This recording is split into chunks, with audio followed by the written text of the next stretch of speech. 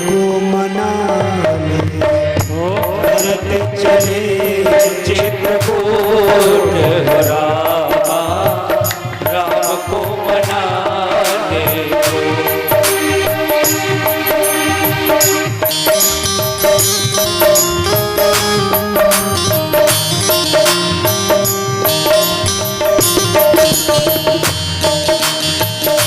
भरत चले चित्रकूट राम को मनाने भरत चले चित्रकूट रामा, राम को मनाने को मनाने लखन को मनाने राम को मनाने लखन को मनाने राम को मनाने माता सीता को बुलाने राम को मनाने रामा सीता को मनाने भरत चले चित्रकूट राम को चले चित्रकूट रामा, राम को मनाने। हरि बोल हरि बोल।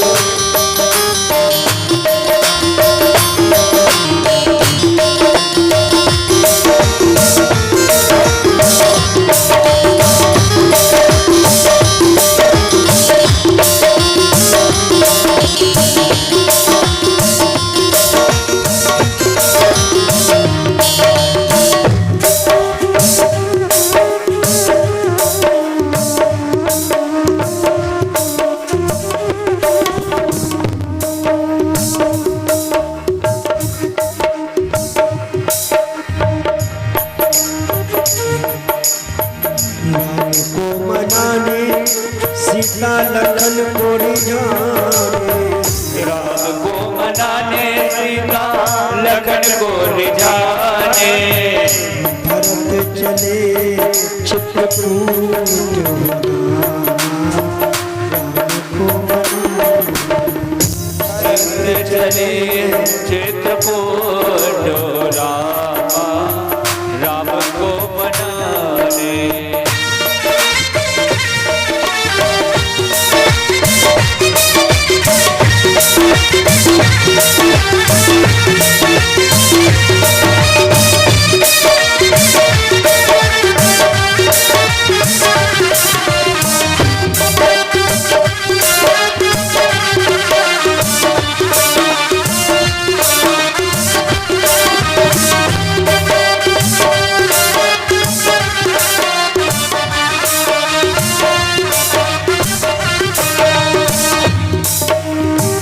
क्षण बिलखत क्षण प्रेम मगन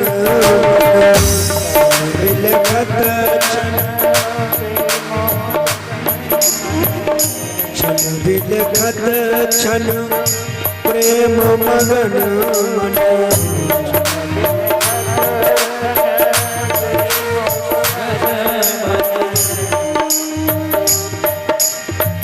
मन करे नीरज दूर रामा हमको भरत चले चित्रकूट रामा, राम को मनाने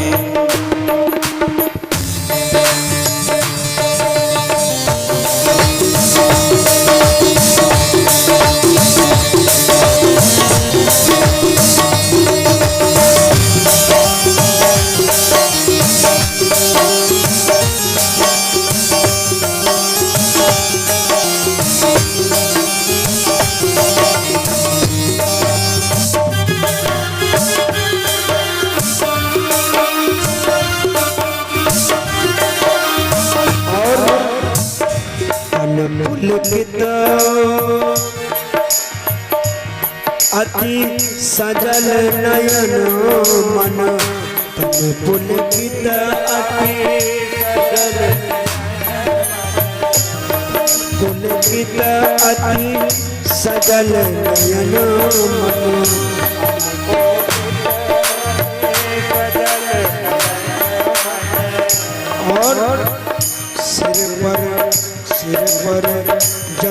जटाजूत हो रामा राम को मनाने भरत चले चित्रकूट रामा राम को मनाने भरत चले चित्रकूट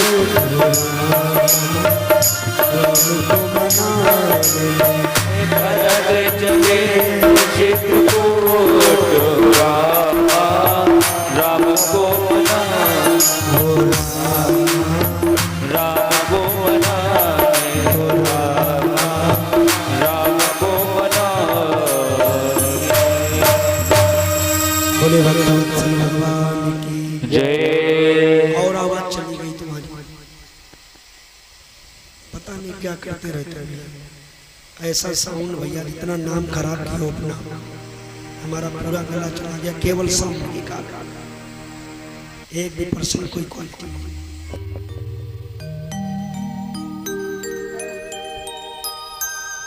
हेलो हेलो हेलो, बढ़ाओ आवाज बढ़ाओ, बेस कम करो, बिल्कुल बेस बंद करो उसका।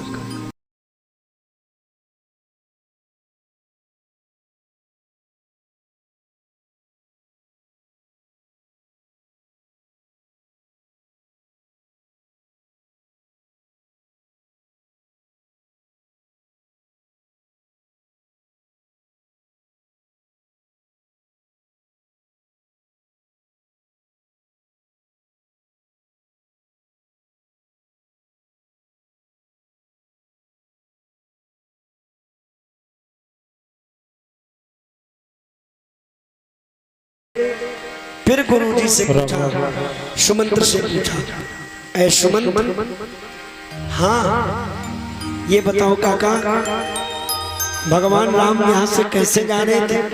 बोले पैदल पैदल जा रहे थे, पैरों में चल पादुकाएं खड़ाऊं पहन रखी थी। तो भरत जी ने कहा, मैं छोटा भाई हूं, राम जी रथ पर बैठ करके गए, मैं पैदल चला। अब वो जब पैदल चले हैं तो मैं कड़ाहू छोड़ करके नंगे पैर चलूंगा, देखना। तभी तो भरत जी ने जब अभी लौट करके आएंगे तो राम जी पृथ्वी के ऊपर रहते थे। भरत ने सोचा, मैं छोटा भाई हूँ, मैं क्या करूं, तो मैं पृथ्वी के नीचे रहूंगा। तो गड्ढा खोद करके जमीन के अंदर। कितना सुंदर भाव। पहला विश्राम वहीं पर हुआ जहां भगवान राम रुके थे, तमसा नदी के किनारे। भरत जी भी प्रजा के साथ वहीं ठहरे, लेकिन आज वही अयोध्या की प्रजा है। राम जी के समय में तो सो गए थे सब रात में, आज सब बोले आज सोएंगे नहीं। क्यों? बोले एक बार राम जी के साथ आए थे, यहाँ पर सो गए थे, तो आज तक राम जी का दर्शन नहीं हुआ। अब आज अगर भरत जी के साथ आए हैं, अब अगर सो गए तो कहीं ऐसा ना हो मेरा भरत भाई भी हमसे दूर सोए नहीं रात। सुबह हुई और जैसे ही प्रातः काल हुआ, सब चले, नित्य क्रिया से निवृत्त होकर के। तो भरत जी को सुमंत जी ने बताया कि हम इस रास्ते से गए थे। तो भरत जी उस रास्ते में अपने कपड़ों को उतार दिया और जमीन में लोटने लगे, उघारी पीठ। किसी ने कहा ये क्या कर रहे हो? भरत बोले मैं भगवान के चरण रज को अपने शरीर में लपेट रहा हूँ। क्यों? मैं तो इनके बराबर भी न बन पाया, अपने भैया के बराबर, इन चरण की रज के बराबर न बन पाया। देखना आज भी जब लोग कोई उदाहरण देते हैं तो कहते हैं तुम चरण के धूल नहीं हो। और आगे बढ़े। दूसरा विश्राम शय्य नदी के किनारे होता है। तीसरा विश्राम श्रृंगपेरपुर में होता है। गंगा जी से पार होते हैं और चलते चलते प्रयागराज में संगम में भरद्वाज मुनि का आश्रम है, वहां पर भरत जी पहुंचते हैं, चरणों में प्रणाम करते हैं, भरत का स्वागत करते हैं, बैठाते हैं। और राम जी भी उसी आश्रम में रुके थे, तो भरत जी भी आज रात भर भरद्वाज मुनि आश्रम में रुकते हैं। लेकिन एक घटना घटित हुई। भरद्वाज जी बताते हैं कि एक घटना घटित हुई। क्या? बोले घटना ये घटित हुई कि राम जी भी हमारे पास रात में रुके थे, और इस कुटिया में जब राम सो रहे थे, भरत से बताने लगे कि भरत ने पूछा, क्या भगवान प्रभु हमारे भैया यहाँ रुके थे? बोले हाँ रुके थे। क्या कह रहे थे वो? भरद्वाज जी ने कहा, अब ये न पूछो भरत क्या कह रहे थे। नहीं बताओ।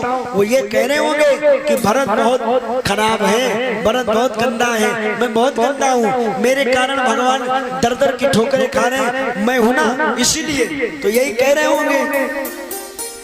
भरद्वाज मुनि के आंखों में आंसू आ गए। कहा, भैया भरत, अगर सच्चाई जानना चाहते हो ना, तो रात भर मैंने महसूस किया, मैंने सुना कि राम जी रात भर सोए, लेकिन सोते हुए भी उनके शरीर के रोए रोए से केवल एक ही आवाज आ रही थी। वो आवाज आ रही थी, भरत भरत भरत, मेरा भाई भरत, मेरा भाई भरत, मेरा भाई भरत।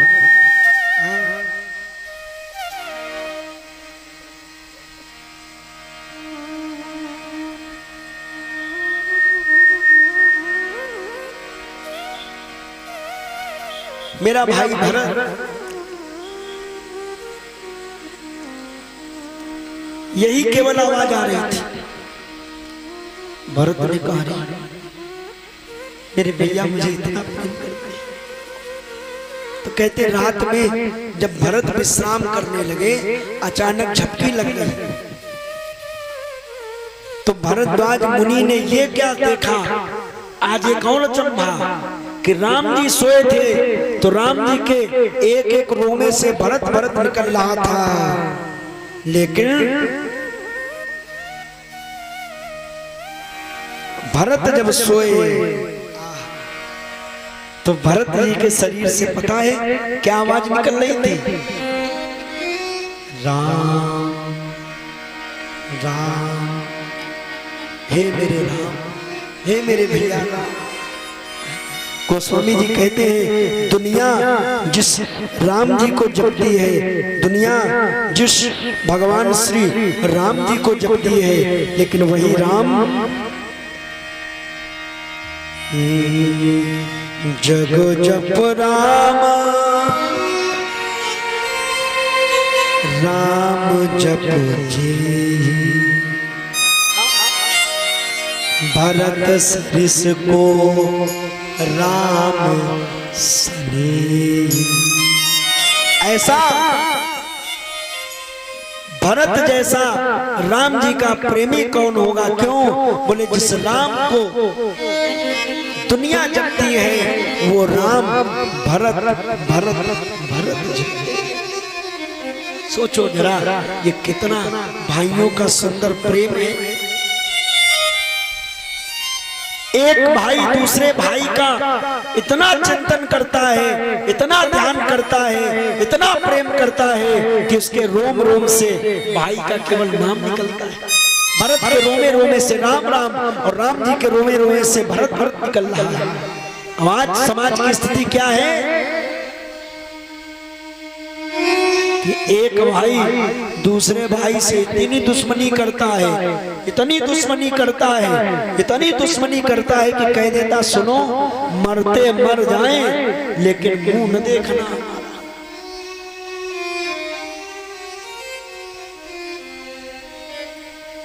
और दुनिया के दोस्त बना लेंगे, हाँ दुनिया के दोस्त बना लेंगे, उनसे सब कुछ शेयर कर लेंगे, लेकिन भाई से बात नहीं बताएंगे।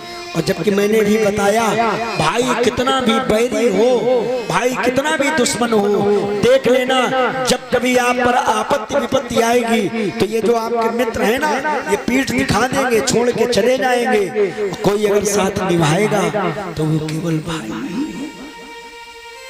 कई बार समाज में देखना भाई भाई में बोलचाल नहीं है, भाई बहुत बीमार पड़ गया, कोई रास्ता नहीं दिखाई पड़ा तो बेचारा सोच रहा है क्या करे, चलो किसी भी तरीके से, भले भाई नहीं बोलता है लेकिन फिर भी गाड़ी लेकर के किराए पे कर करके हाईलाइट भाई को भर्ती कराने। गोस्वामी जी कहते हैं देखो जरा भाइयों भाइयों का प्रेम,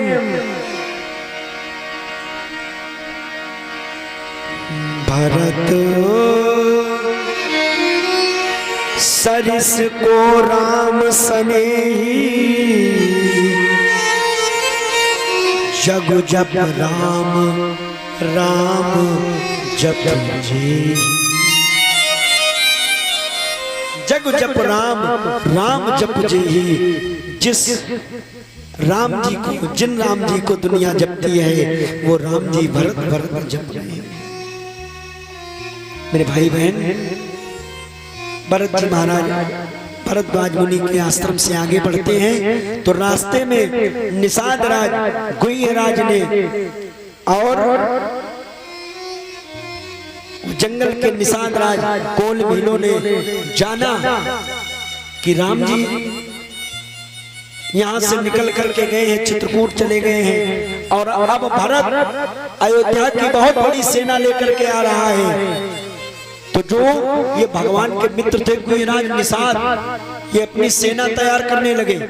कोल भीलों को कहा तैयार हो जाओ, क्यों?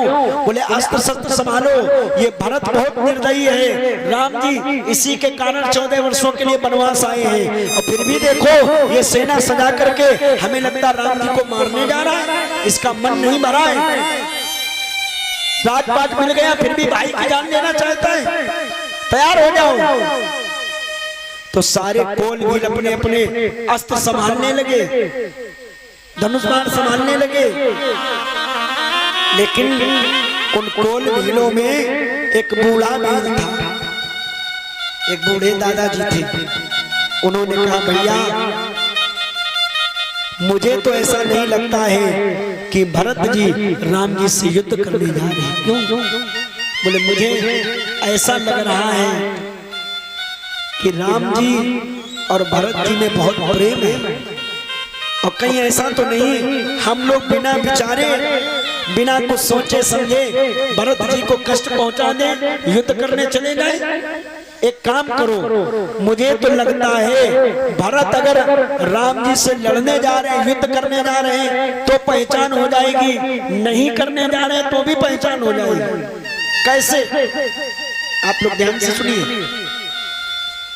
तो उस बूढ़े निषाद ने कहा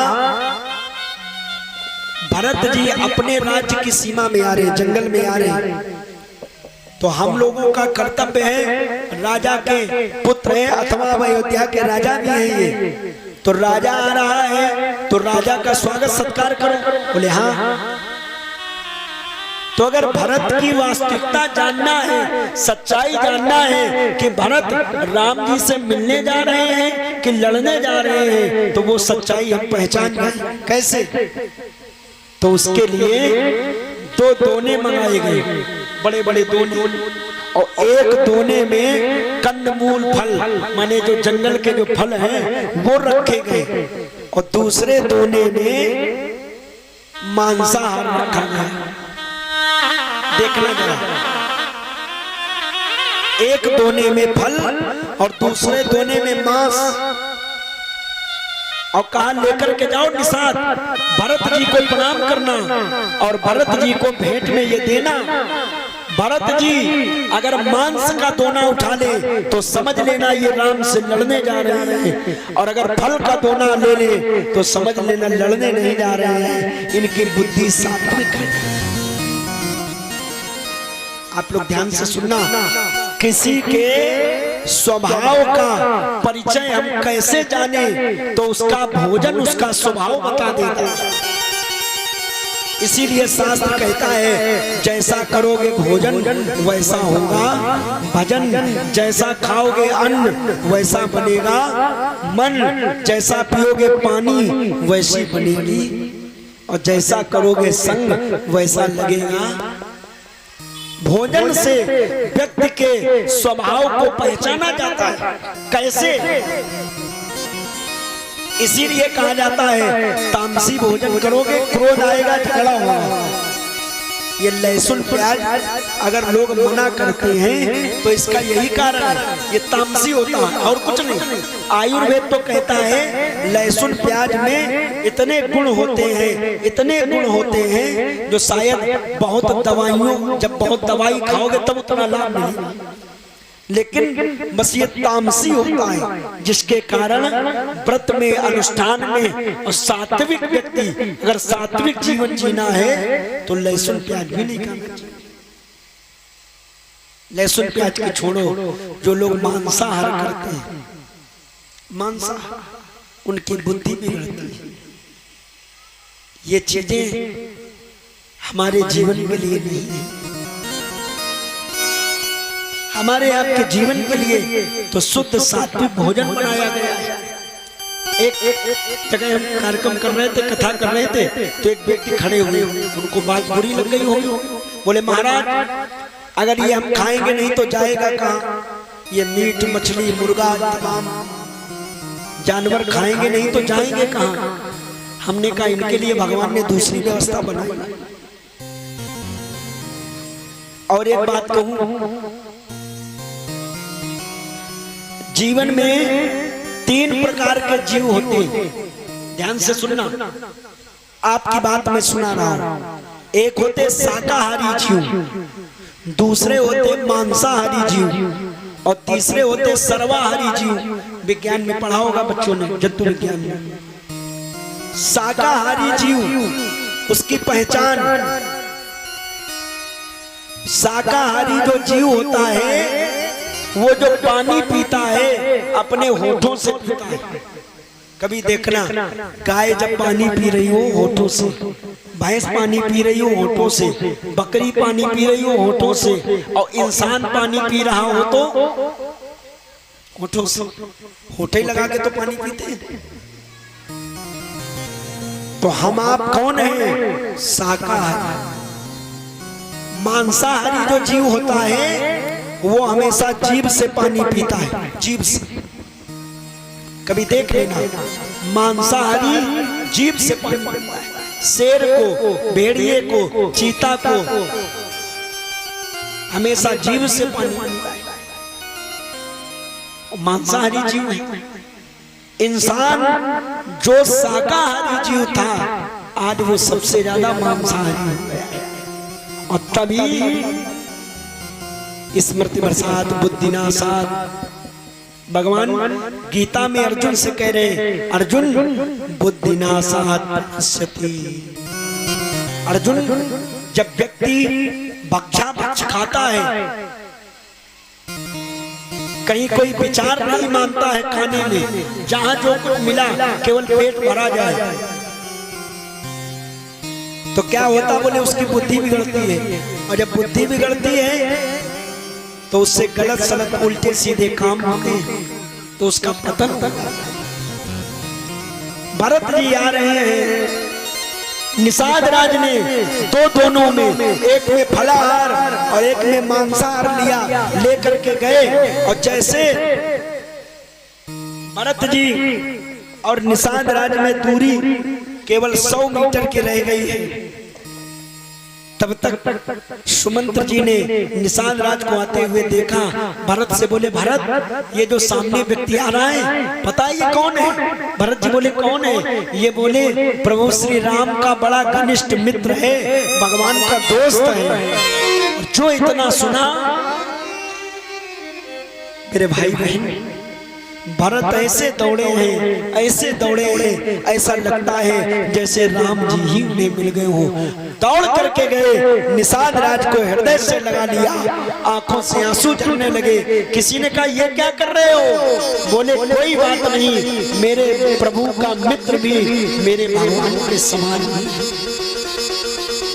आज भी देख लेना, अपना कोई बहुत प्रेमी व्यक्ति दूर हो, कई महीने कई वर्ष बीत गए हों और वो हमें मिला ना हो, उसकी कोई सूचना लेकर के कोई उसका मित्र भी आ जाए ना, अब वो कह दे कि हम उनके मित्र हैं, तो हमें लगता है वो व्यक्ति भले नहीं आया है लेकिन ये मित्र नहीं, ये तो हुआ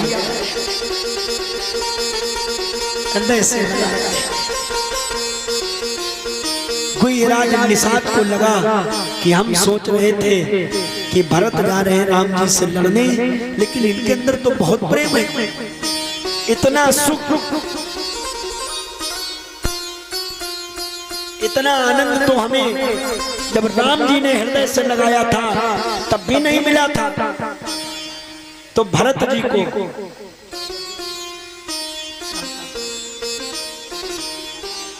वो दोना, तो वो भोजन के दोने थे, वो निषाद राज ने दिए दोनों दोने, लेकिन देखना भरत के बुद्धि की परीक्षा हुई तो भरत जी ने क्या किया, वो फलों वाला दोना ले लिया और मांस वाले दोने की ओर देखा भी नहीं। तो वो जितने कोल भील थे सब समझ गए कि भरत जी महाराज राम जी से लड़ने नहीं जा रहे हैं, राम जी से मिलने।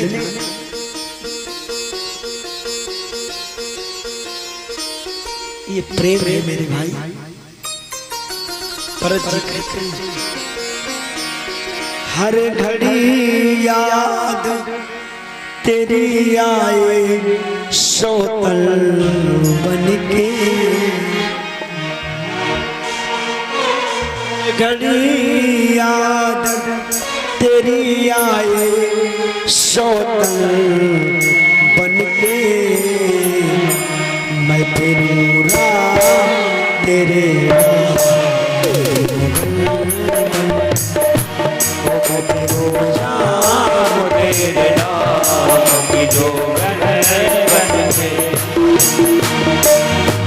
हर घड़ी याद तेरी आए सोकल बनके, हर घड़ी याद तेरी आए सोकल बनके, मैं फिरूं राम तेरे नाम की जोगन बनके, मैं फिरूं राम तेरे नाम की जोगन बनके। गुईराज निषाद के साथ और सारी प्रजा के साथ चल दिए।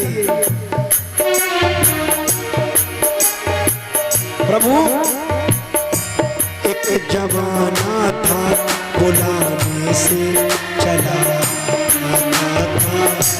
एक जमाना था बुलाने से चला आता था, मुझको पकड़ में तेरा चेहरा नजर आता था, मुझको कड़ में तेरा चेहरा नजर आता था, टूट गई मैं तो तेरे चेहरे का दर्पण बनके, टूट गई मैं तो तेरे चेहरे का दर्पण बनके, तेरे मैं फिरूं राम तेरे नाम की जोगन बनके।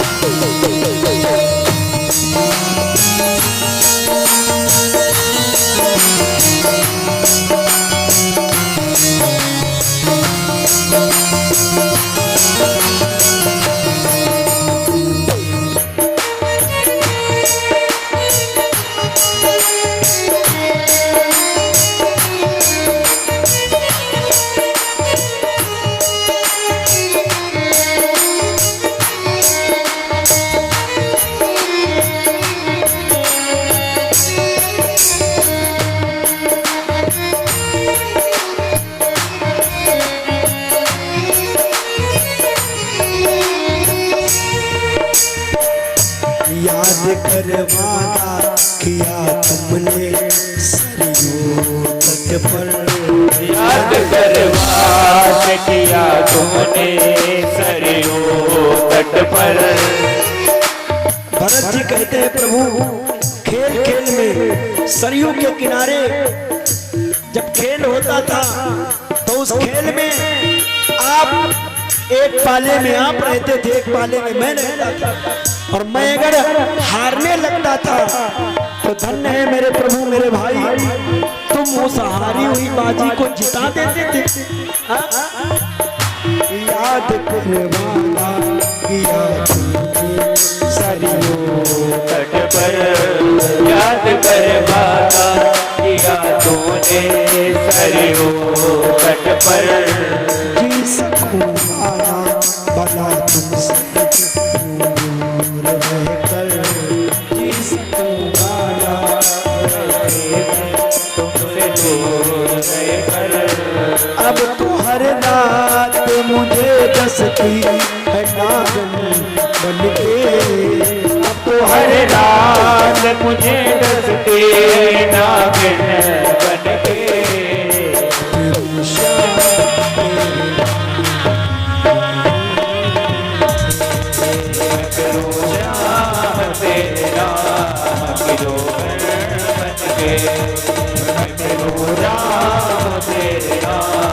तेरा तेरी आए सौतन बनके, हर घड़ी यार तेरी आए सौतन बनके। मैं करूँ राम तेरा जोगन बनके, मैं करूँ राम तेरा जोगन बनके, मैं करूँ राम तेरा जोगन बनके बनके।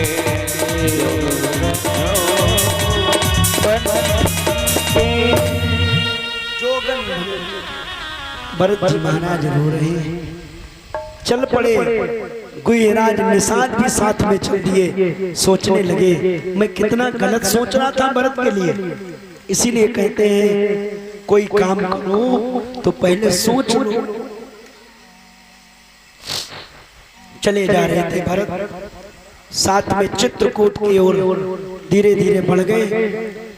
इधर भगवान अपनी पर्णकुटी में बैठे हैं, कुटिया के बाहर जानकी मैया बैठी है और लक्ष्मण जी धनुष बाण लिए ऊंचे शिला पर बैठे।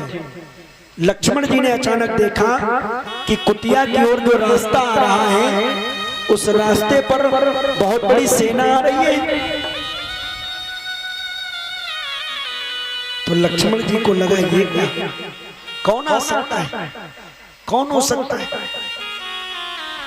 फिर और ध्यान से देखा तो ऐसा लगा जैसे भरत आ रहा है।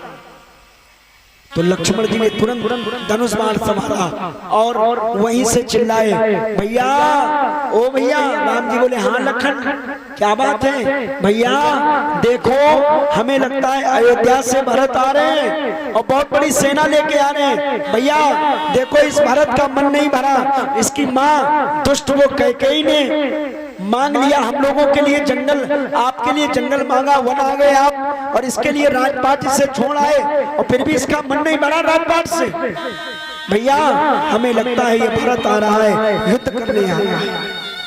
और जो धनुष बाण संभाला, राम तो जानते हैं कि मेरा भाई भरत मुझसे कभी लड़ नहीं सकता है, युद्ध नहीं कर सकता है।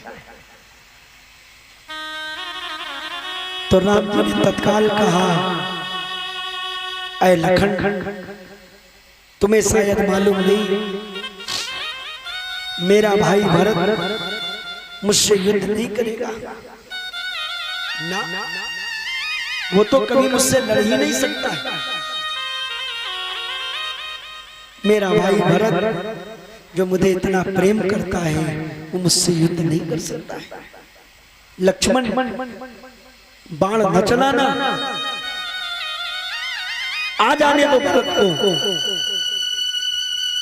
मैंने अगर भरत के लिए राजपाट छोड़ दिया है तो अब अगर भरत हमसे हमारे प्राण भी मांगेगा ना तो उसे हम प्रसन्नता से दे देंगे, लेकिन भरत तुम लक्ष्मण तुम भरत को कोई कष्ट न पहुंचाना, नीचे उतरो।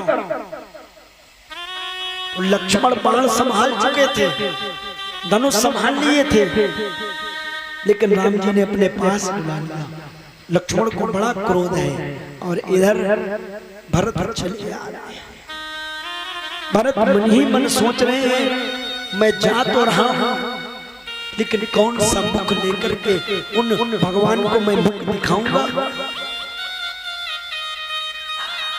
ऐसा प्रेम, एक प्रेमी दूसरे प्रेमी की खुशी ही चाहिए।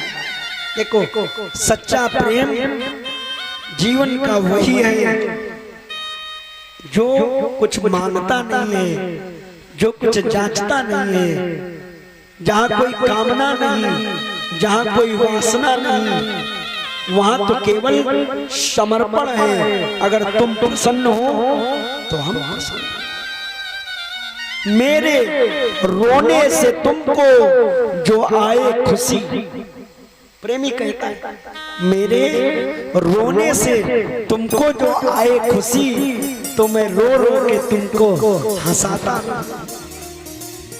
भरत क्या सोच रहे हैं कि मैं कौन सा मुंह लेकर के राम जी के पास जाऊंगा, और राम जी क्या सोच रहे हैं कि मैं भरत को अपने प्राण भी दे दूंगा अगर भरत मांगेगा। ये समर्पण है प्रेमियों का। जिस समय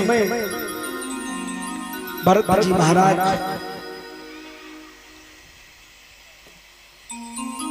चित्रकूट के उस पावन धाम में प्रवेश किए हैं, जहां बड़े बड़े पत्थर कंकड़ भरत के पैरों में कुच रहे हैं। भरत आ करते हैं, सुमंत्र कहता है खड़ा हूं पहन लो। बोले कैसे पहन ले, मेरे भैया यहाँ से नंगे पैर गए थे, अब हम कैसे खड़ा हूं पहन ले, मैं कैसे खड़ा हूं पहन ले।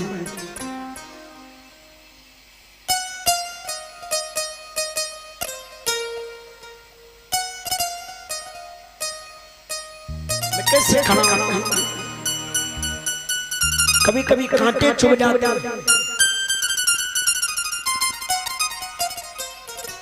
उन कांटों को जब पैरों में चुभते हैं रक्त निकलता है तो और व्यक्ति हो तो दर्द से करा जाए। लेकिन भरत क्या कहते हैं, ये जो कांटे चुभ रहे हैं ये मेरे कर्मों की सजा है, क्योंकि मेरे कारण भगवान राम वनवासी। राम जी बैठे थे पर्णकुटी में और भरत जी ने जब देखा, आओ बाबा प्रसाद दे दो। भरत देखो प्रभु आश्रम पावन,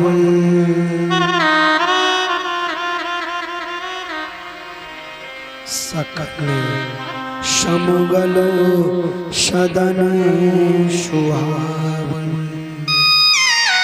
भरत जी ने जब देखा कि प्रभु राम घास फूस की झोपड़ी ऊंचे पर्वत पर बनी है झोपड़ी, तो नीचे से दिखाई पड़ी भरत जी मेरे कारण मेरे प्रभु सर्दी गर्मी बरसात सह रहे हैं, घास फूस की झोपड़ी, जिनको राजा बनना था डल्लभ के गद्दे मिलने थे, उनके लिए घास फूस की झोपड़ी। भरत की जो चाल थी वो और तेज हो गई, और तेज चलने लगे। और कहते हैं जिस समय पर्वत के ऊपर चढ़े और राम जी के नजदीक पहुंचे, तो राम जी बैठे थे, टकटकी लगा के देख रहे थे भरत आ रहा होगा, भरत आ रहा होगा। भरत बड़ी तेजी से चढ़ रहे थे पर्वत पर, राम जी ऊपर, भरत जी नीचे से ऊपर की ओर चढ़ रहे हैं। अचानक बहुत ज्यादा दूरी नहीं है, 100-200 मीटर की दूरी बची, राम जी ने देखा इतनी तेज उठे, इतनी वेग से उठे कि कहूं निसंग। राम जी का जो धनुष था ना, इतनी तेज दौड़े भरत को हृदय से लगाने के लिए कि कहीं तो धनुष गिरा, कहीं बाण गिरा, कहीं निखंग गिरे, कहीं पीतांबर गिरा, और कहीं इतनी तेज दौड़े भरत को हृदय से लगाने के लिए खड़ाऊं छूट गई, चरण पादुकाएं छूट गई। और भरत जी दौड़े तो वो जो दर्द था, जो कांटे, जो कंकड़ जो चुभे थे पैरों में, वो भरत जी के दौड़ने पर और चुभे, लेकिन भरत जी को दर्द नहीं हुआ। दौड़ करके गए और जैसे राम जी ने सोचा लाओ भरत को हृदय से लगा ले, लेकिन राम जी के उस वनवासी भेष को देख करके भरत जी पृथ्वी पर ऐसे गिरे, ऐसे गिरे, पाई नाथ कर पाई गोसाई, भूतल पर ललक।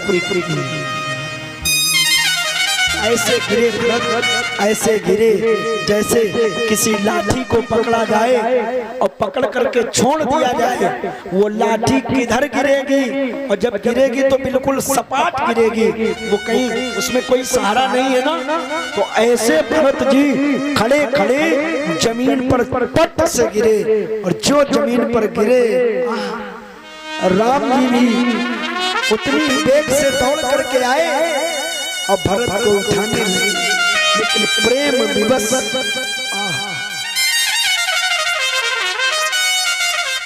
भरत जी उठ नहीं रहे और राम जी पूरा प्रयास कर रहे हैं। सोचो जरा ये दृश्य को जिसने देखा, निषाद राज के साथ उनके जंगली सब लोग थे, कोल भीम केवल निषाद और अयोध्या की सारी प्रजा, गुरु वशिष्ठ, उनके साथ महात्मा और तीनों माताएं कौशल्या, कैकेयी, सुमित्रा, ये सब देख रहे हैं उन भाई का, उन दोनों भाइयों का प्रेम देख देख के रो रहे हैं। सब सोच रहे हैं भाई मिले तो ऐसा मिले क्यों। चंदा कब दूर किरण से, सूरज कब दूर चमन से,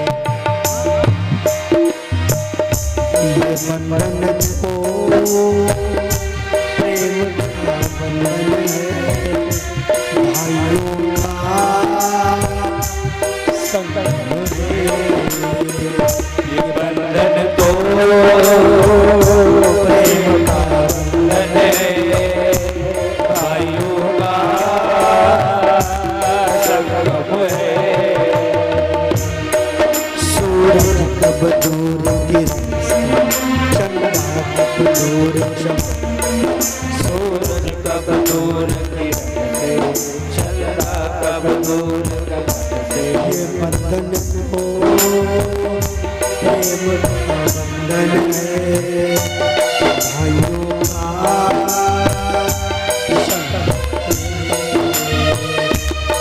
बंधन को प्रेम का बंधन है, भाइयों का संगम है। अरे भरत जी को राम जी ने उठाया, हृदय से लगाया, राम जी भरत जी से मिले, लक्ष्मण जी शत्रुघ्न जी से मिले, फिर राम जी शत्रुघ्न जी से मिले और भरत जी लक्ष्मण जी से मिले। ये भाइयों का ऐसा अद्भुत प्रेम श्री राम भरत से, श्री राम मिले भरत से, और लखन मिले शत्रुघ्न से, और लखन मिले शत्रुघ्न से, बंधन को प्यार का बंधन है, भाइयों का संगम है, बंधन को प्यार का बंधन है, भाइयों का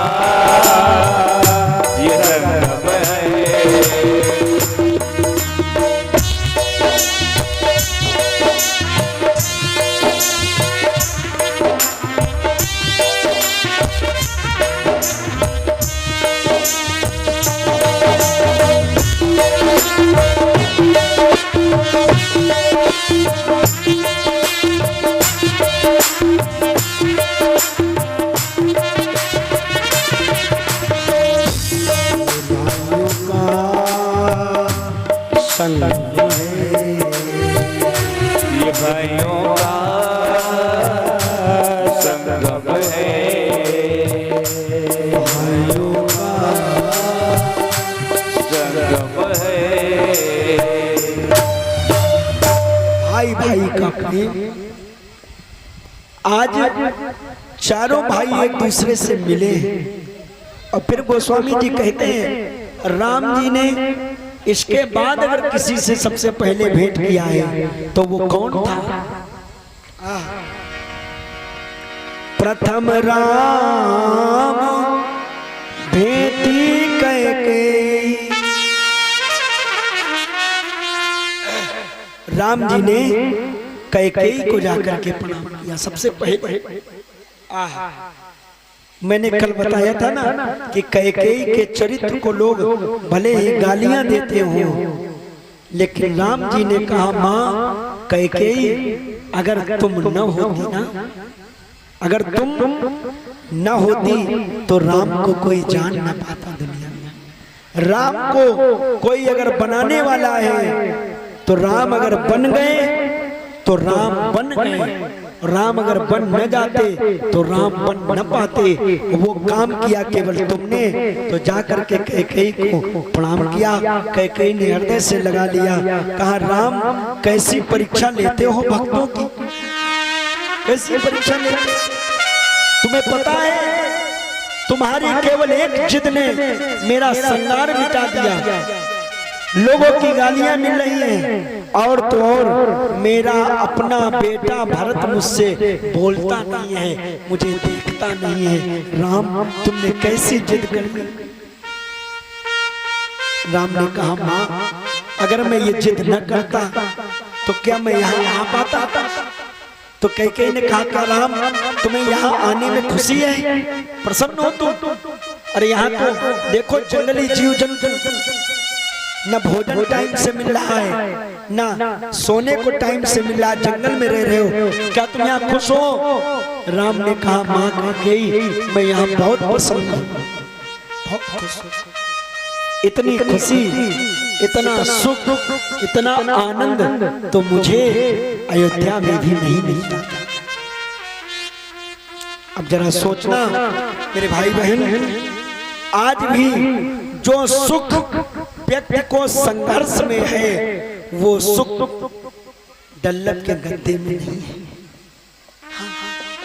भले लोगों को लगता हो कि डल्लब के गद्दा बिछा है, बड़ी सुंदर एसी लगी है, कूलर लगा है, ये सुख का साधन है ना।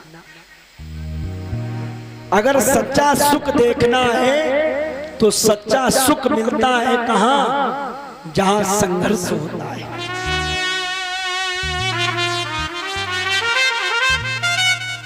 और जब इंसान को संघर्ष मिलता है तो वो कुछ न कुछ सीखता है। देख लेना बहुत अच्छे गद्दे बिछे हो, बहुत अच्छी व्यवस्था हो, जरूरी नहीं कि नींद आ जाए। नींद कहाँ आती है? डल्लब के गद्दे बिछे थे नींद नहीं आई, लेकिन एक किसान खेत में पानी लगाए था, चिलचिलाती धूप में गेहूं काट रहा था और अचानक वो पेड़ के नीचे गया और मेड़ पर सर रखा उसने और घास फूस में लेट गया। इतनी गजब की नींद आई जो डल्लब के गद्दे में नींद की गोली खा रहे थे फिर भी नहीं आई। तो संघर्ष जहाँ होता है वहाँ कुछ न कुछ सीख मिलती है और सुख भी मिलता है। संघर्ष, अरे भाई मेहनत करोगे, संघर्ष करोगे तो ये शरीर में रोग दोष भी नहीं होंगे। और मेहनत करना बंद कर दो क्या होता है? बोले अभी तक खूब मेहनत करते थे, 8 घंटे 12 घंटे ड्यूटी करते थे, शरीर में कोई दिक्कत नहीं थी। अब भगवान की दया से घर बैठे ऑनलाइन खूब काम चल रहा है, खूब पैसा आ रहा है। क्या हुआ? बोले शुगर बढ़ गई, डायबिटीज बढ़ गई, थायराइड बढ़ गई। हाँ, और जब तक मेहनत कर रहे थे कोई समस्या। तो राम जी ने कहा माँ राम बनाने वाली तो मेरी माँ ही है। सभी माओं के चरणों में प्रणाम किया है, गुरु वशिष्ठ को प्रणाम किया है और सारी प्रजा को प्रणाम किया है। प्रजा रोने लगी। राघव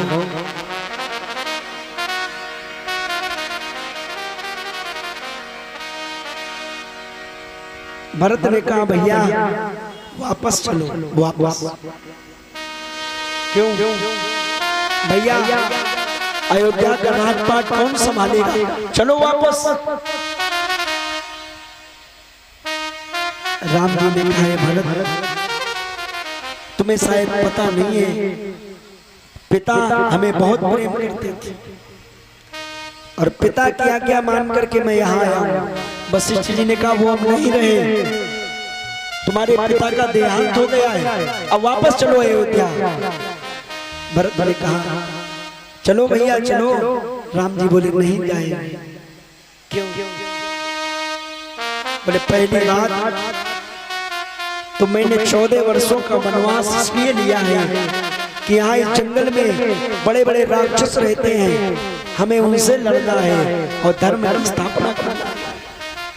दूसरी बात पिता के वचनों को निभाना है। तीसरी बात भरत मेरी इच्छा है कि रघुकुल में जो नियम चला आया था कि बड़े बेटे को राजा बनाया जाता था, लेकिन मेरी इच्छा है भरत तुम राजा बन जाओ। बंधुओं भरत जी कई दिनों तक राम जी को समझाते रहे। केवल भरत नहीं, वशिष्ठ जी और सारी प्रजा माताएं भी समझाती रही कि चलो। सीता से बोली चलो बेटी, देख रही हो जंगली भेष ये कैसा क्या बना रखा है तुमने। और तो और जनक जी को भी पता चल जाता है कि मेरी बेटी मेरे दामाद जंगल में है, तो जनकपुरी नेपाल से वो चित्रकूट और जनक जी भी बहुत समझाते हैं कि हम तुम्हारे धर्म के पिता हैं, ससुर हैं, राम चलो। लेकिन राम नहीं चलते। सीता से कहते हैं बेटी सीता तुम चलो। सीता ने कहा पिताजी जिस दिन से आपने मेरा कन्यादान किया था, अब आप केवल नाम के पिता रह गए हो। मेरा आपसे रिश्ता जुड़ा इसलिए आप पिता हो, बाकी मेरे जीवन का सब कुछ अगर कुछ है तो वो मेरा पति है। तो जहां मेरा पति रहेगा वहीं मैं रहूंगी, मुझे ये राजसी ठाठा नहीं चाहिए। ऐसा दिव्य भाव जानकी ने दिया तो जनक जी का हृदय जो था वो गर्व से चौड़ा हो गया। जानकी ने जनक जी ने अपनी पुत्री सीता का सर थपथपाया, पीठ थपथपाई, कहा वाह बेटी तुमने आज सच्ची बेटी होने का फर्ज निभाया है। ध्यान से सुन लो, यहाँ बेटियां बैठी हैं, माँ बाप बैठे हैं। आज के अगर मैं बात कहूं, आज अगर ससुराल बिगड़ रहा है, घर बिगड़ रहे हैं, तो उसमें 70% योगदान उस बेटी के माँ बाप का, माने माई के पक्ष का होता है। वो दिन भर जो फोनबाजी होती ना, और फिर माता जी समझाती हैं, छोटी छोटी बातें बिटियां बताती मम्मी से कि मम्मी आज सासू ऐसा कह रही थी, बोले तुम ऐसा जवाब दे देती, घर बिगाड़ रही हो। पिता बेटी ने जरा सा फोन किया, पापा सासू अम्मा ऐसा कह रहे, पिता पहुंच गए गाड़ी लेके, फौजदारी शुरू कर दी। अपना तामा जामा 100 नंबर 112 नंबर दिखा दिया। ये क्या है? आपने अपनी बेटी का घर बिगाड़ने का काम शुरू कर दिया है। आपको तो बेटी को समझाना चाहिए था, लेकिन आपने क्या किया? आपने तो और उसका मनोबल बढ़ा करके और बढ़ा दिया। जनक जी ने कहा बेटी सीते मैं तो सोचता था कि मैं एक बार तुमसे कह दूंगा और तुम चल दोगी, क्योंकि ये जंगल में रह रहे राम, लेकिन बेटी तूने आज मेरा हृदय गर्व से फक फक्र से बिल्कुल चौड़ा कर दिया है, मेरा सर ऊंचा कर दिया। बेटी हो तो सीता जैसी हो। क्यों? बोले इतने बड़े इस जंगल में तुमने पति का साथ नहीं छोड़ा, ये तुम्हारे लिए सबसे बड़ी बात है। याद रखो, एक महिला के जीवन में पति का बहुत बड़ा योगदान होता है। अगर वो पति धर्मवान है तो उसमें भी कारण है। कई बार बेचारी बहनें कहती हैं हम तो महाराज बहुत अच्छे हैं, लेकिन क्या करें, ये इतने दारूबाज नशे वाले हम कहाँ जाएं। तो ऐसों को भाई, जो व्यक्ति हमें समझ ही नहीं पा रहा है तो उसको छोड़ भी दो तो कोई दोष नहीं है, शास्त्र कह रहा है। ऐसे उपति करके अपमान। और अगर पति धर्मवान है तो आप भी वैसा बनने का प्रयास करो। अगर वैवाहिक जीवन विधिवत जीना है तो दूसरा पक्ष, ये तो केवल महिलाओं पर बात आई। महिलाएं कहेंगी महाराज हम तो खूब सेवा करती हैं और ये पी के का लड़ाई शुरू करे का मारपीट शुरू कर दे, अब बताओ हम क्या करें। फिर तो हम कहीं तो फिर हमें भी कुछ न कुछ करना पड़ेगा। बिल्कुल करना चाहिए, सठे साठे समाज चलिए। तो अगर पत्नी धर्मवान मिल जाए, इधर वालों के लिए बात है, अगर पत्नी अच्छी मिल जाए, धर्मवान मिल जाए, आपको समझने वाली है, घर परिवार को ले चलने वाली है, तो आप भी प्रयास करो अपनी गंदी आदतें, अपने गलत विचार, अपनी गलत संगति, गलत व्यवहार छोड़ दो। अगर परिवार चलाना है तो, और नहीं तो जाने कितने बार हमारे जैसे लोग समझाएंगे, काम खत्म।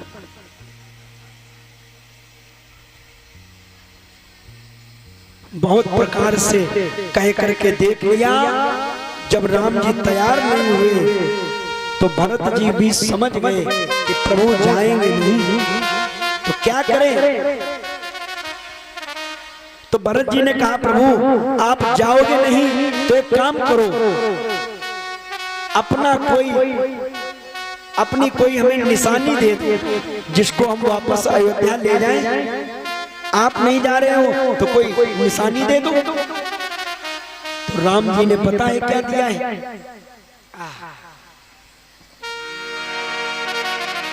प्रभु करे कृपा पावरी दीनी, सादर भरत शीस धरनी। भगवान ने अपने चरणों की चरण पादुकाएं, राम जी ने पूछा भरत तुम्हें कौन सी चीज अच्छी लग रही है, हमारी जो निशानी तुम्हें अच्छी लग रही है वो दे दे। भरत ने कहा प्रभु हम आप तो छोटे हैं, आपसे बहुत छोटे और हमें कुछ चाहिए नहीं, अगर आप दे सकते हो तो हम आपके चरणों के धूल की बराबर भी नहीं बन पाए तो कम से कम अपनी एक खड़ाऊ ही दे दो। तो राम जी ने अपनी खड़ाऊ दी। भरत जी ने क्या किया, वहीं पर एक बहुत बड़ा कुआं था, ध्यान देना। तो जो राजपाट राज तिलक की सामग्री लेकर के गए थे भरत, अयोध्या से सब सामान लेके गए थे, फूल पत्ती, अक्षत, तिलक, चंदन, वंदन, माला, मुकुट और तीर्थों का जल, कि राम जी आएंगे तो ठीक है और नहीं आएंगे तो वही राजा बना देंगे। लेकिन जब राम जी ने चुपचाप कहा भरत क्या तुम चाहते हो कि तुम्हारे भाई को लोग न जाने, तुम्हारे भाई का नाम न हो। भैया भरत अगर मैं वन में रहूंगा तो समाज में संसार में लोग राम को जानेंगे, अगर अयोध्या चला गया तो दुनिया में कोई राम को जानेगा नहीं। भरत ने कहा भैया तो हम आपके नाम बढ़ाने में क्या सहयोग कर सकते हैं। तो राम जी ने कहा इतना ही कर दो, तुम वापस अयोध्या चले जाओ, हमको यही छोड़ दो, इसी हालात में छोड़। तो भरत ने कहा प्रभु अगर ये भी त्याग मुझे करना पड़ता है आपकी खुशी के लिए तो मैं त्याग करने के लिए तैयार। तो भरत जी ने जो तीर्थों का जल, चंदन, बंदन, माला सब लाए थे ना, वो उसी कुएं में डाल दिया। तो उस कुएं का नाम हो गया भरत कूप। और कह दिया राम जी ने, कहा भरत आज के बाद जो भी व्यक्ति चित्रकूट आएगा और भरत कूप आकर के अगर दर्शन नहीं करेगा और इस कुएं में स्नान माने जल से कुंड में स्नान नहीं करेगा, तब तक उसे पूरा चित्रकूट के दर्शन करने का नाम नहीं मिलेगा। तो चित्रकूट से पहले माने आज जो, वैसे तो चित्रकूट के सीमा के अंतर्गत ये है, लेकिन वर्तमान में जो कामतानाथ भगवान का मंदिर है, वहां से 10-12 किलोमीटर पहले भरत कूप जगह है, जहां भरत जी ने अपने वो सारे वो जो पूजा की सामग्री थी कुएं में डाल दी थी। तीर्थों का जल आज भी कुएं में है। कहते हैं अपने जीवन में हम सब तीर्थ न जा पाए कोई बात नहीं, लेकिन अगर भरत कूप में जाकर के उस कुएं के जल से स्नान कर ले तो सभी तीर्थों में स्नान करने का और पूजन करने का हमें फल मिल जाता है। भरत जी महाराज भरत कूप अब कहीं लोगा अति पावन तीर्थ जल जो। अब भरत जी ने राम जी की वो खड़ा हूँ सर पर रखी है और बार बार राम जी को देखते हैं, बार बार राम जी भरत जी को देखते हैं। दोनों भाइयों की आंखों में बात हो जाती है, आंखों में आंसू भराते हैं। न चाहते हुए भी भरत एक कदम बढ़ाते हैं और 2 बार राम जी की ओर देखते हैं। एक कदम बढ़ाते हैं, 2 बार राम जी की। क्यों? हर शीश पे खड़ा हूँ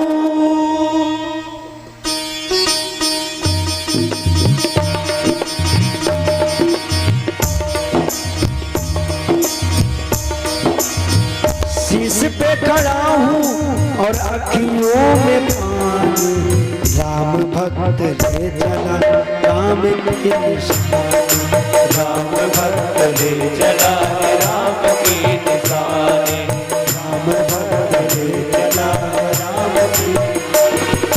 शीश पे खड़ा हूँ, शीश पे खड़ा हूँ, अखियों में पानी, राम भक्त ले चला राम की निशानी, राम भक्त ले चला राम की निशानी।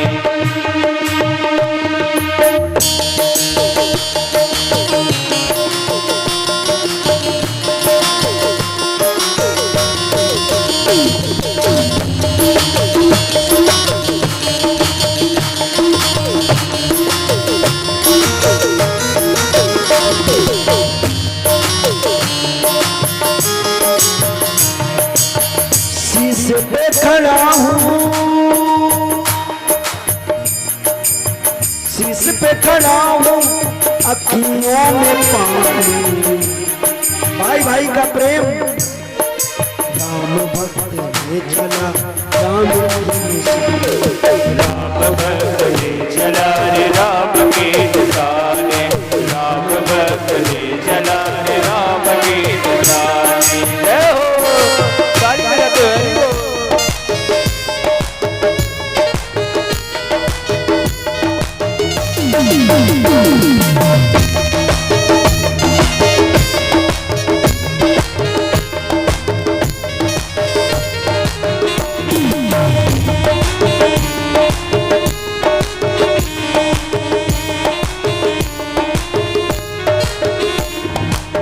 लेके चले भरत जी, शीश खड़ा हूँ ले चला ऐसे, शीश खड़ा हूँ ले चला ऐसे, राम सिया जी बैठे हो जैसे, राम सिया जी बैठे हो जैसे, राम सिया जी संग में हो जैसे, राम सिया जी संग में हो जैसे। ऐसे खड़ा हूँ लेके भरत जी जा रहे हैं, मानो लग रहा हो हमारे साथ ये खड़ा हूँ नहीं भगवान की, ये राम और सीता मैया साथ में। शीश खड़ा हूँ ले चला ऐसे शीश खड़ा हूँ ले चला ऐसे राम सिया जी संग में हो जैसे राम सिया जी संग में हो जैसे राम सिया जी संग में हो जैसे। अब भरत कहते क्या है, अब इनकी छाओं में, अब इनकी छाओं में रहे राजधानी, अब इनकी छाओं में, इस खड़ाओं की छाओं में ही अयोध्या की राजधानी रहेगी। अब इनकी छाओं में, अब इनकी छाओं में रहे राजधानी।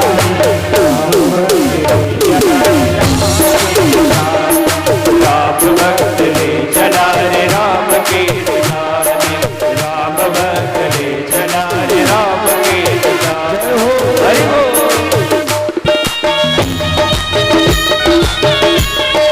तालियों की सेवा करते हुए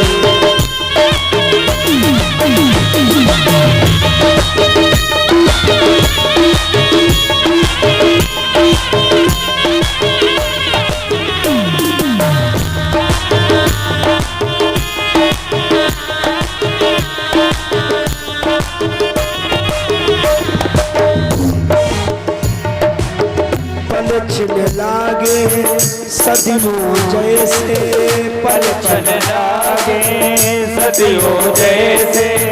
भरत जी को एक पल ऐसे लग रहा जैसे एक वर्ष के समान प्रतीत होता। यही होता है जब किसी अपने का हम इंतजार करते, ध्यान से सुनिएगा, अपने किसी बहुत प्रेमी का, अपने बहुत करीबी का अगर इंतजार करें ना, तो वो इंतजार के दिन एक एक दिन एक एक वर्ष के समान लगता है, एक एक मिनट एक एक घंटे के समान लगता है। भरत जी सोच रहे हैं अब कितनी जल्दी 14 वर्ष बीते और भैया हमारे वापस। पल पल छिन पल छिन लागे सदियों जैसे, पल छिन लागे सदियों जैसे। 14 वर्ष कटेंगे कैसे, 14 बरस कटेंगे कैसे। वो 14 वर्ष कटेंगे कैसे, 14 बरस कटेंगे कैसे। ये 14 वर्ष कैसे कटेंगे, क्यों? जाने समय क्या, जाने समय क्या अब खेल करवानी। राम भक्त ले चला रे राम के दुलारे, राम भक्त ले चला रे राम के दुलारे। शीश पे खड़ा हूँ, शीश पे खड़ा हूँ, अखियों में पानी। राम भक्त ले चला राम के दुलारे, राम भक्त ले चला रे राम के दुलारे, राम भक्त ले चला रे राम के दुलारे, राम भक्त ले चला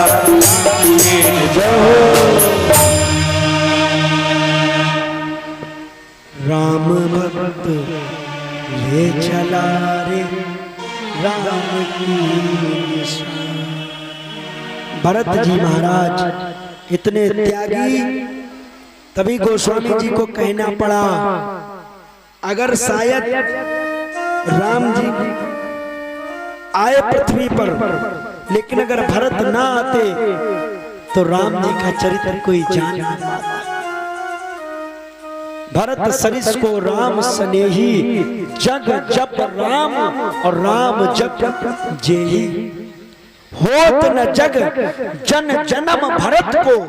गोस्वामी जी कहते हैं अगर भरत का जन्म न होता तो धर्म धुरी धरी धरे धर्म को, ये शायद धर्म की पताका लहरा न पाती, ये झंडा झुक।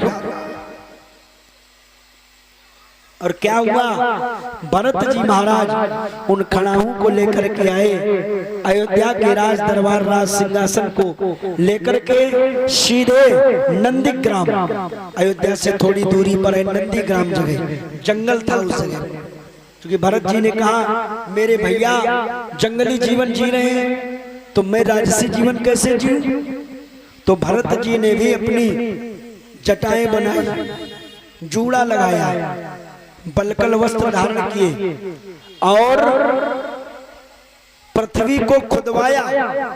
देखना जरा, पृथ्वी को खुदवाया और खुदवा करके जमीन के अंदर बैठे और वही भगवान का सिंहासन लगा लिया, खड़ा हूं।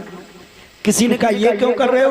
भरत जी ने कहा इसलिए कर रहे हैं क्योंकि हम भैया से छोटे हैं और मेरे भैया अगर पृथ्वी के ऊपर रहेंगे तो मैं नीचे रहूंगा, मैं छोटा भाई। तो ये त्याग देखो भरत का। राम जी जब रथ पे चढ़ के गए तो भरत जी पैदल गए, राम जी जब पैदल गए तो भरत जी नंगे पैर गए। राम जी पृथ्वी के ऊपर रह रहे हैं तो भरत जी पृथ्वी के अंदर रह रहे हैं। ऐसा कौन भक्त होगा? ये भक्त की ही तो भावना है।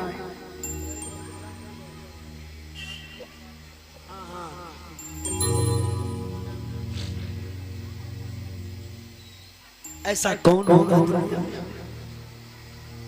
ये भक्त और भगवान। अगर भक्त नहीं होंगे तो भगवान कहाँ होगा? ये सत्य है। आज भी अगर भगवान है तो आपकी भक्ति और भक्त होने का ये प्रमाण है, इसलिए भगवान है। और अगर ऐसा न होता तो क्या यहाँ पर दरबार लग पाता ही? अगर इस मैथा ग्राम में भक्त न होते, ये बाजार के इतनी अच्छी भक्ति न करते तो उस पंडाल से लेकर के यहाँ तक इतनी अच्छी सजावट, इतनी अच्छी आरती, पूजा, प्रतिदिन कुंटलों प्रसाद और भोग भंडारा, जाने क्या क्या हो रहा था, हम कह नहीं सकते। और आज तो रात में जागरण भी है। ये सब कब है? जब भक्त हैं। और भक्त न हो तो जाने कितने गणेश महोत्सव निकल गए, कोई मतलब था? बताओ। अच्छा, जाने कितनी नवरात्र निकल जाते हैं। भक्त नहीं है तो उन्हें कोई व्रत से मतलब नहीं, और भक्त है तो ऐसी ऐसी भक्ति हमने देखी है कि 9 दिन नवरात्र में वो पानी तक नहीं पीते, लौंग खा के रहते, पैर के चरण पादुकाएं छोड़ देते, नंगे पैर रहते। अपने गांव में ऐसे ऐसे लोग हैं। क्या है? ये भक्त। और भक्त होने में एक चीज और याद रखो, हम जब भक्ति करते हैं तो घबराने की आवश्यकता नहीं है। भले हमें बहुत कठिनाई मिले, बहुत हमें बातें कुबातें लोग सुनाएं, क्योंकि ज्यादा भक्ति करने लगो ना तो पड़ोसी कहता देखो पुजारी के दुम बने घूम रहे, सवेरे सवेरे 5 बजे नहाए घूम रहे माओ पूस में। भले लोग कुछ भी कहें, लेकिन भक्ति का आनंद देखना। जीवन में जो सुख भक्ति में मिलेगा वो फिर और कहीं मिलेगा। और जो भक्त बन जाता है, भरत जी महाराज भगवान के ऐसे भक्त बने, ऐसे भक्त बने कि खड़ाऊ रख ली, केवल अयोध्या में देखने नहीं गए क्या हो रहा है, अयोध्या की प्रजा से टैक्स लेने नहीं गए, अयोध्या की प्रजा में, अयोध्या की गलियों में नाली खड़का ये डलवाने नहीं गए ना। भरत तो केवल भक्ति करते रहे और काम सब अपने आप होते रहे।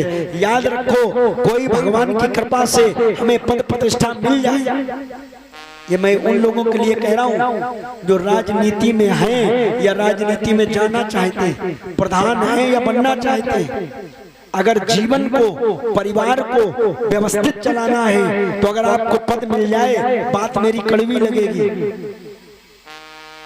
कोई हमें पद मिल गया, हम कोई सदस्य बन गए, राजनीति में आ गए, तो अगर जीवन को विधिवत चलाना है, परिवार में कोई विघ्न बाधा ना आए, बातें न बिगड़े, समय न बिगड़ पावे, तो भक्ति जरूर करना। बाकी तो क्या हो रहा है क्या नहीं हो रहा है ये तो हर व्यक्ति जानता है। प्रधान जी भी चुनाव लड़े हैं तो 10-12 लाख खर्चा किए हैं, खूब पिलाया खिलाया है तो अपना निकालेंगे ही निकालेंगे, लेकिन अगर धर्म का मार्ग ऐसा पदस्थ व्यक्ति छोड़ दे तो उसके परिवार में कभी शांति नहीं हो सकती। भरत जी ने धर्म नहीं छोड़ा, ध्यान से सुनना। भरत जी पूजन में लगे भगवान के खड़ाओं को लेकर के, तो 14 वर्षों तक अयोध्या के राज सिंहासन पर भले भरत न बैठे हो, लेकिन 14 वर्ष में जो अयोध्या में चमत्कार हुए वो आज तक सूर्यवंश में व्यवस्वान मनु माने श्राद्ध देव मनु से जहां से सूर्यवंश चला और राजा दशरथ तक आज तक अयोध्या का इतना अच्छा राजपाट का संचालन कोई राजा नहीं कर पाया। जबकि बड़े बड़े बाहु सगर और चंप हरिश्चंद्र बड़े बड़े राजा हुए, इतना अच्छा राजपाट नहीं चला पाए जितना अच्छा भरत जी ने चलाया। ये बात खुद राम जी ने आकर के कही थी कि शायद मैं होता तो मैं 14 वर्षों में इतना राज खजाना राजकोष न बढ़ा पाता, मैं इतनी अच्छी प्रजा को संतुष्ट न कर पाता। क्यों? चूंकि उसमें साथ दिया प्रजा ने। दूसरी बात, मैं एक पक्ष को नहीं कहूंगा, नहीं तो हमारे प्रधान जी बैठे बोले गुरु जी हमारे लिए कह रहे हो। हमारे बहुत अच्छे चाचा जी अखिलेश राठौर प्रधान जी बैठे सामने और हमारा सत्संग हो जाता है यदा कदा। जब भी 2-4 महीने में हम गाँव आते हैं और जहाँ भेंट होती है तो सत्संग जरूर होता है। और हमारे तो इस समय इस मैथा ब्लॉक के जो प्रधान संघ के अध्यक्ष हैं वो हमारे शिष्य जनार्दन यादव, तो वो तो हमें आए दिन हमसे परामर्श लेते हैं, गुरु जी ये बात वो बात। तो हम यही कहते हैं कि राजा बहुत अच्छा है, तो कभी कभी प्रजा को भी चाहिए। केवल राजा के करने से नहीं होगा, प्रजा अगर उसका सहयोग नहीं करेगी तो राजा भी कुछ कर नहीं पाएगा। अब प्रधान जी तो बहुत अच्छे हैं, लेकिन प्रजा सोचती है प्रधान जी नाली खड़ंजा डरवा में चाहे न डरवा में, हमें शाम का एक आधा क्वार्टर दे जाए ठीक है। चुनाव के टाइम यही होता है, नारे लगते हैं। वो कौन सा रिंकू तुम्हें याद होगा, कच्ची दारू कच्चा वोट, पक्की दारू पक्का वोट, और जाने का उतरी के दारू खत्म वोट है। जहां दारू मिलने लगती वहां लोग जिंदाबाद जिंदाबाद, और जहां दारू नहीं मिली बोले ये खराब, इनको वोटें नहीं देंगे। ये हालात है समाज। तो प्रजा भी चाहती नहीं है कि राजा कुछ विकास करे। अरे अगर प्रजा व्यवस्थित हो जाए, किसी भी राजा का एक पैसा न खाए और बिल्कुल निस्वार्थ चुनाव हो, तो आप लड़ करके झगड़ करके उस राजा से काम करवा सकते हो। अब आप खुद चुनाव के टाइम 2000 नहीं लियो, वोट बेच दियो, तो आप क्या चाहोगे? कौन सा मुंह लेके जाओगे कि प्रधान जी हमारे द्वारे खड़ंजा डरवा दो? इसलिए चाहिए, प्रजा ने सहयोग किया। क्या सहयोग किया? तो मैं आपको बता रहा हूं, अयोध्या की प्रजा ने पहला सहयोग किया कि समय पर टैक्स दिया। अगर हम अच्छी कमाई कर रहे हैं तो ये हमारा आपका धर्म है कि टैक्स जरूर भरिए। आप सबकी तो मैं नहीं कहता हूं, मैं अपनी कह रहा हूं। मैंने भागवत कथा 2013 में प्रारंभ की थी, आज 2024 है, 13 वर्ष हुए हैं। भगवान की कृपा से बहुत कुछ मिल गया है, लेकिन मैं ये नहीं भूलता हूं कि हमारे ऊपर राजा है। मैं भी टैक्स पेयर हूं, टैक्स पे करता हूं मैं। करना चाहिए प्रजा को, जबकि ये कोई हमारा व्यापार नहीं है। हम चाहें तो अपनी कमाई कभी भी हमारी कमाई ब्लैक मनी तो है ये नहीं, और न कोई हम पर सरकार टैक्स लगा सकती है, क्योंकि हम भगवान का भजन करते हैं। हमारा रजिस्ट्रेशन है, ट्रस्ट है हमारा, ट्रस्ट में कोई टैक्स नहीं होता है।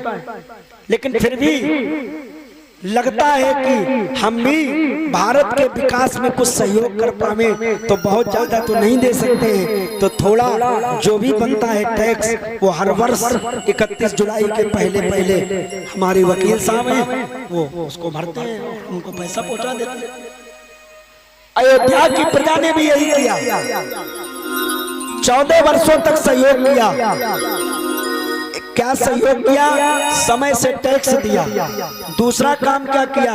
अयोध्या की प्रजा ने जनसंख्या नियंत्रण किया।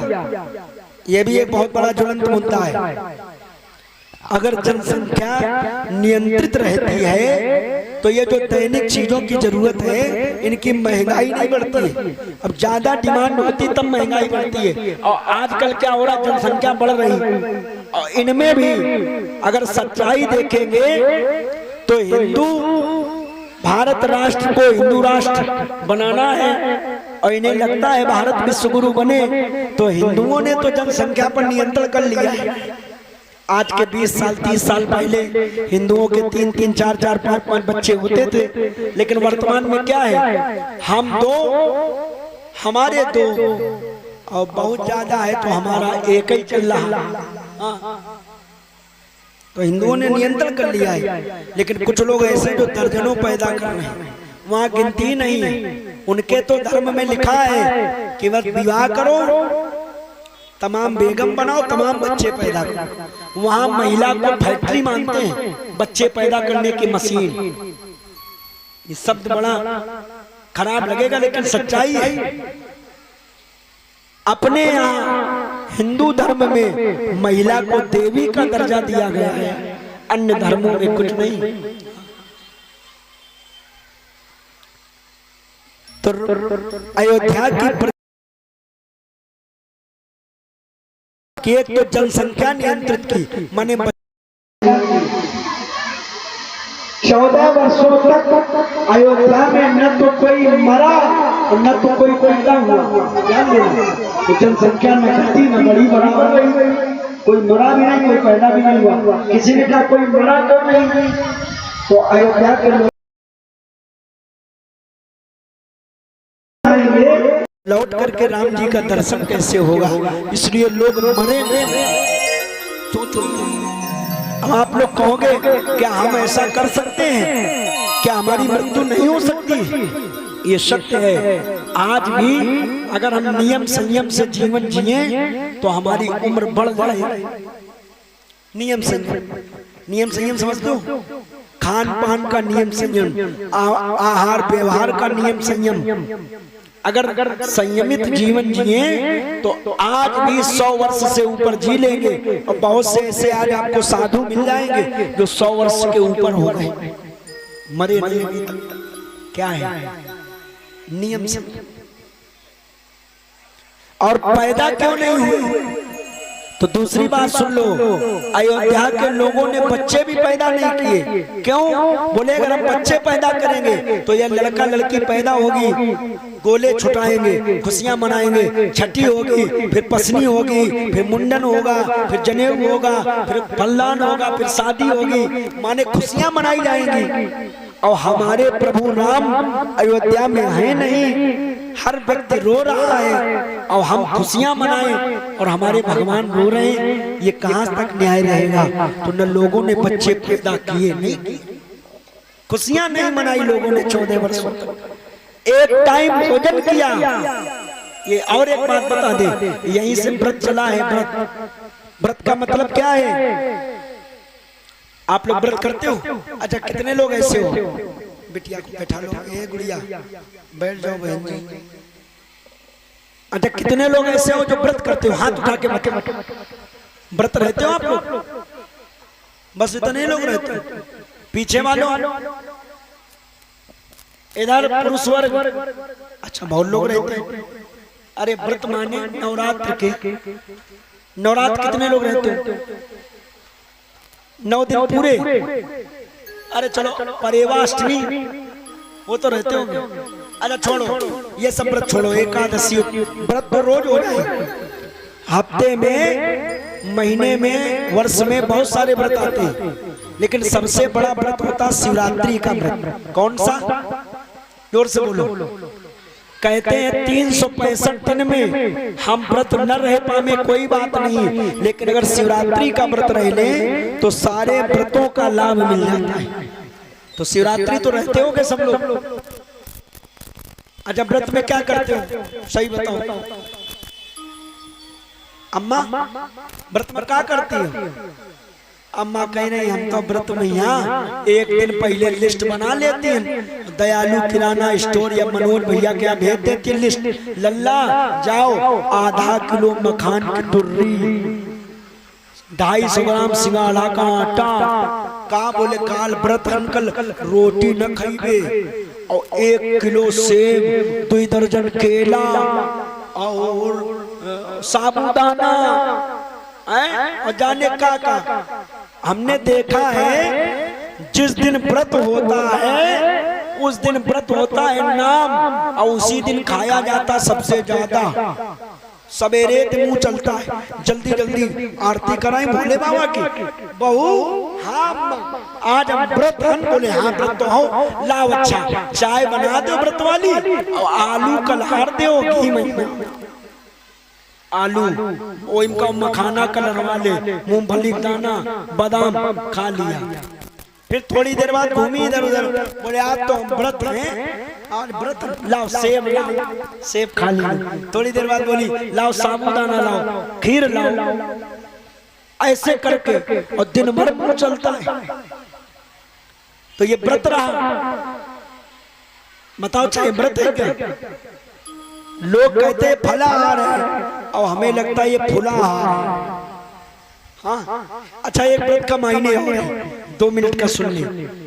व्रत माने ये नहीं होता कि अन्न छोड़ दो, ये तो एक हमारी धारणा होती कि आज हम रोटी नहीं खाएंगे, आज भगवान का ज्यादा से ज्यादा भजन करेंगे, खाएं पिएंगे नहीं। क्यों? भोजन करना भी एक बहुत बड़ा व्यसन है, ये भी एक नशा है। जैसे बीड़ी पीने वाले को नशा हो तो हर आधे घंटे में वो ये देखेगा कोई हटे यहाँ से तो बीड़ी पिए। मसाला खाने वाले लोग आप बैठे रहोगे और वो खा लेंगे। ऐसे भोजन का नशा होता है। कभी ज्यादा भोजन कर लेना, जितना शरीर को चाहिए उससे ज्यादा स्वाद में एक रोटी ज्यादा खा लेना, ऐसा लगेगा लेट उठने का मन नहीं करेगा।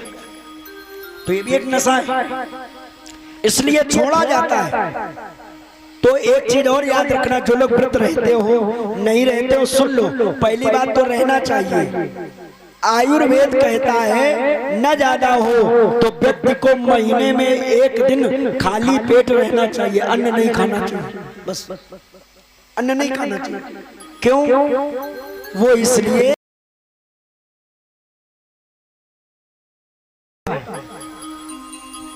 तमाम प्रकार के रोग अन्न से पैदा होते हैं। तो जिस दिन हम एक दिन, ये मशीन है मशीन, तो इसको रिलीफ दे दे भाई। कोई मशीन है 24 घंटे चलाओ, खराब हो जाएगी। तो दिन भर खा रहे हो केवल और इस पेट को रिलीफ नहीं दे रहे हो तो क्या होगा? लीवर डैमेज हो जाएगा, किडनी में इन्फेक्शन हो जाएगा, गॉल ब्लैडर खराब हो जाएगा। इसलिए एक दिन व्रत रहना चाहिए। और जिस दिन व्रत रहो उस दिन प्रयास करो कि आज बीड़ी नहीं पिएंगे, आज मसाला नहीं खाएंगे। क्योंकि कुछ लोग व्रत रहते हैं और मसाला खा रहे थे। हमने कहा खाओ चाचा, ये तम्बाकू का खा रहे हो? बोले तो फलाहार है। हमने कहा व्रत बेकार है तुम्हारा। व्रत का मतलब होता है जिस दिन व्रत रहे उस दिन इस शरीर से कोई गलत काम न हो, तब तो ठीक है। हाँ बुआ जी सुन लो ध्यान से, यो नहीं कि सन की फाड़ फाड़ खा रही हो, व्रत हो बेकार हो गया व्रत। हाँ व्रत वाले दिन, व्रत माने होता संकल्प, उपवास। जिस दिन जिस देवता का व्रत करें, उप माने समीप, वास माने वास करना। जिस दिन जिस देवता का व्रत कर रहे हैं प्रयास करो ज्यादा से ज्यादा उस दिन उसी देवता की पूजा भजन कीर्तन कथा सुनी जाए। और ये नहीं कि व्रत हो गालियां दे रहे हो, व्रत बेकार हो गया। उस दिन गलत काम नहीं करेंगे, व्रत हो गया। उस दिन हम किसी की चुगली नहीं करेंगे, व्रत हो गया। उस दिन हम किसी को गाली नहीं देंगे, व्रत हो गया। अब आप व्रत हो और ये सब गंदे काम कर रहे हो तो ये आपका व्रत नहीं माना जाएगा। रोटी छोड़ो न छोड़ो। भरत जी के 14 वर्षों के राज में अयोध्या के लोगों ने व्रत किया है। की धन सुख संपत्ति वैभव में वृद्धि होती है और भरत का चरित्र राघव के चरित्र से गाया जाता है। आज भी भाइयों भाइयों की जब बात आती है तो भरत की बात आती है। बोले भरत जी महाराज की, राघवेंद्र सरकार की। आए आज चूंकि जागरण होना है और समय हमें इशारा कर रहा है, अब हम लोग आरती की ओर बढ़ेंगे। एक लाइन में भगवान को प्रणाम, आरती और उसके बाद गणेश जी का पूजन, महाआरती, महाभोग और उसके बाद जागरण में भी आना है। तो ये सारी व्यवस्था लाओ बुआ जी ले आई।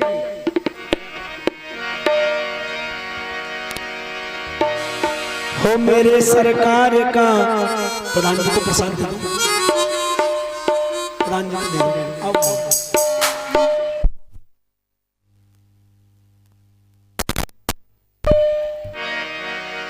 हो मेरे सरकार का दीदार बड़ा प्यारा है, राम बड़ा प्यारा है, श्याम प्यारा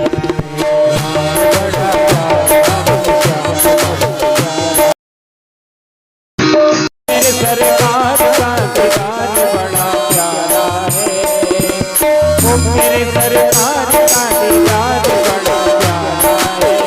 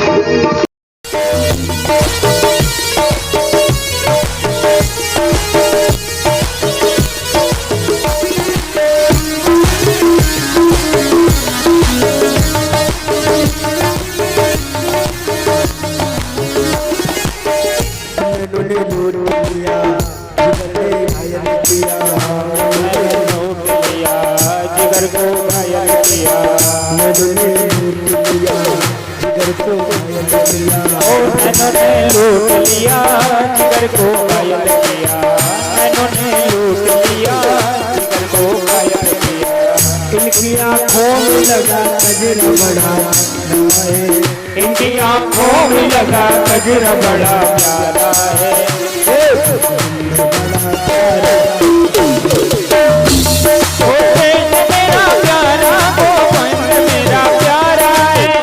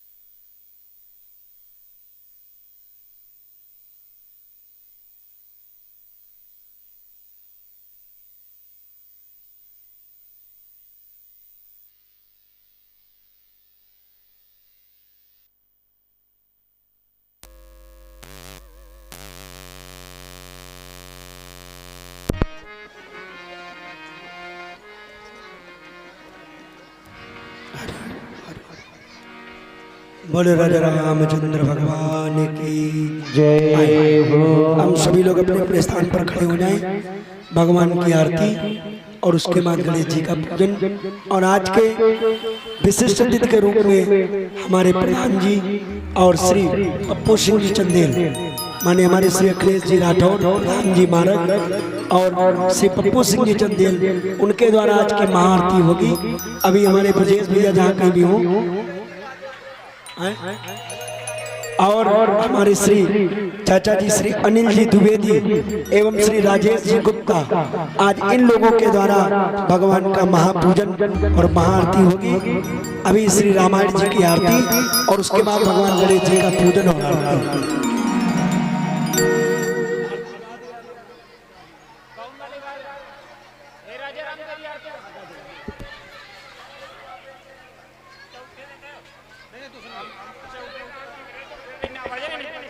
चल तो गाओ गाओ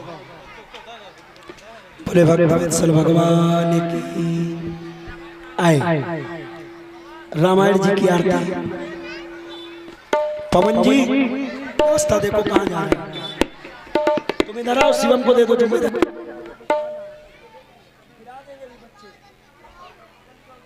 लो विजय भैया लो। कहाँ चलो, यहाँ रहो तो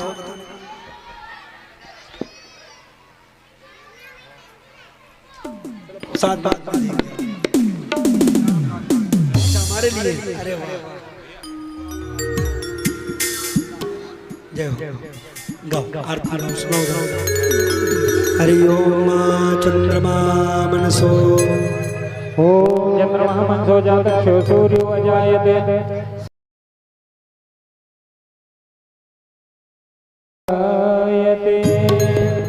माइक बढ़ाओ।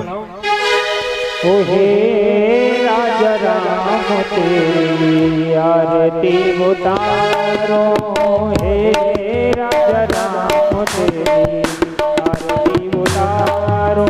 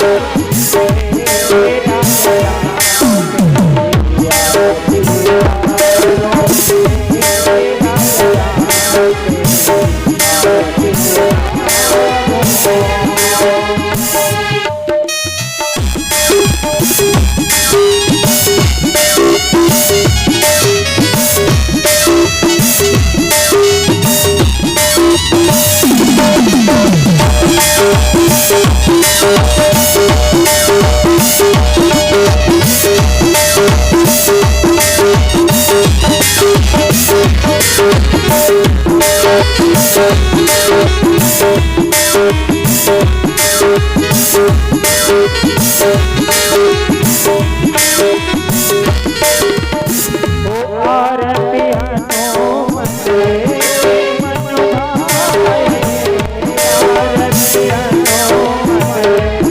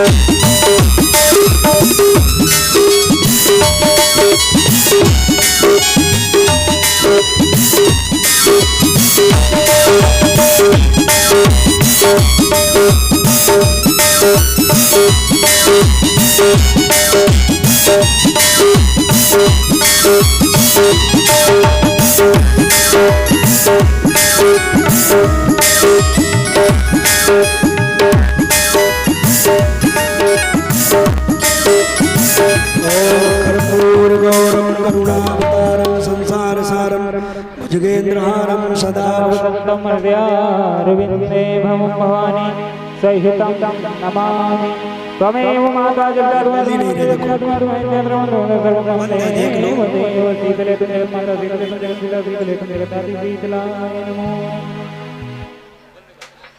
धन्यो